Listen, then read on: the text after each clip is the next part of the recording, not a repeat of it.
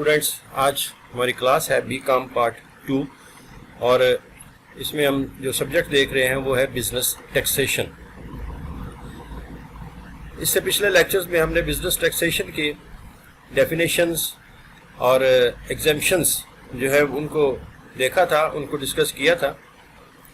आज इस लेक्चर में हम देखेंगे कि इम्पोर्टेंट क्वेश्चंस इनके अलावा जो पेपर में आने वाले हैं वो कौन कौन से हैं। तो आइए देखते हैं, इनको चैप्टर वाइज देखते हैं। सबसे पहले जो है डेफिनेशंस का चैप्टर है।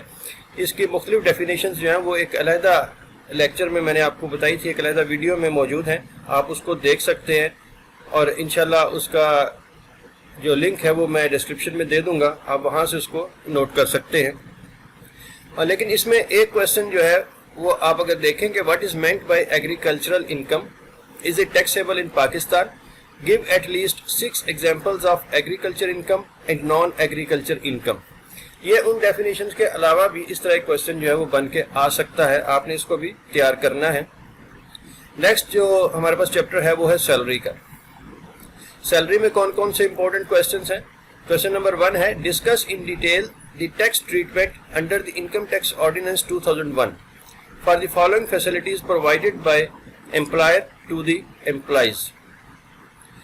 तो इसमें नंबर 1 है accommodation, conveyance, loan to employees और medical, hospitalisation fee and expenses. इनके हवाले से आपने इस क्वेश्चन को तैयार करना है। इसके बाद जो क्वेश्चन नंबर 2 आता है सैलरी के चैप्टर में ही, वो है what is provident fund, discuss the treatment of various types of provident fund for inclusion in total income and exemption from income tax. तो आपने प्रोविडेंट फंड का जो टॉपिक है इसको भी अच्छे तरीके से तैयार करना है, इसके मुतल्लिक भी क्वेश्चन जो है वो पेपर में आ सकता है। क्वेश्चन नंबर 3 है, discuss the various types of relief and allowances which may be claimed as tax credit by an individual. Question number 4 है, what are the legal provisions governing the residential status of individual, association of persons and company in Pakistan। यह भी एक important question है। इसके बाद जो chapter है वो है income from property, इसमें से भी क्वेश्चन आता है। नंबर 1 है, what do you mean by rent chargeable to tax, और इसमें list down income from property exempt from tax, list down income from property not taxable under section 50। तो इस तरीके से ये क्वेश्चन जो है वो प्रॉपर्टी में से बन के आ सकता है। इसके बाद जो क्वेश्चन नंबर 2 है, what is meant by income from property and discuss its allowable deductions under section 15A of the income tax ordinance 2001। तो इनकम फ्रॉम प्रॉपर्टी में से ये कुछ इंपॉर्टेंट क्वेश्चन थे। इसके बाद जो चैप्टर है वो है डेप्रिसिएशन का। डेप्रिसिएशन में से भी क्वेश्चन लाजमी आता है पेपर में, और इसका क्वेश्चन नंबर 1 ये हो सकता है, what are the conditions laid down under the income tax ordinance 2001 for depreciation allowance. Number 2 है, explain the conditions and rates regarding number 1 initial depreciation, number 2 normal depreciation, number 3 first year depreciation allowance. तो ये वो question है जो कि depreciation में से paper में आ सकते हैं। इसके बाद आता है असेसमेंट प्रोसीजर। ये भी इम्पोर्टेंट चैप्टर है और इसमें से एक ही क्वेश्चन है जो कि तकरीबन बदल बदल के आता है, और वो इस तरीके से है, briefly explain the legal provisions governing the filing of return of total income under the income tax law.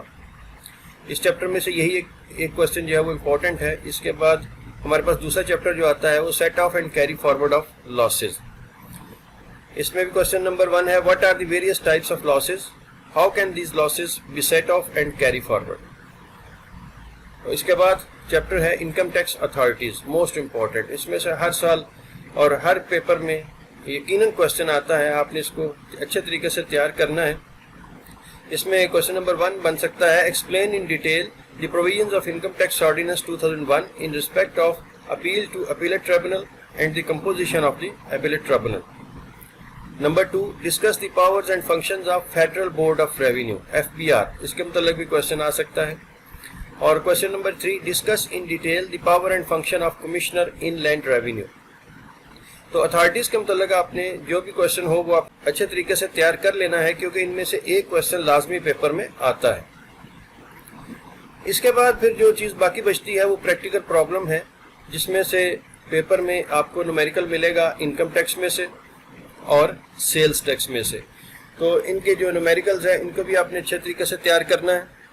Cell tax کی جو ڈیفینیشن ہے وہ ایک علیحدہ لیکچر میں نے آپ کو ڈسکس کر دی تھی. آپ اس ویڈیو کو دیکھ لیجئے گا, اس کا لنک بھی آپ کو ڈسکرپشن میں مل جائے گا. تو ان کویسچن کو آپ تیار کیجئے, اچھے طریقے سے تیار کیجئے, انشاءاللہ آپ کا پیپر جو ہے وہ بہت اچھا ہو سکتا ہے.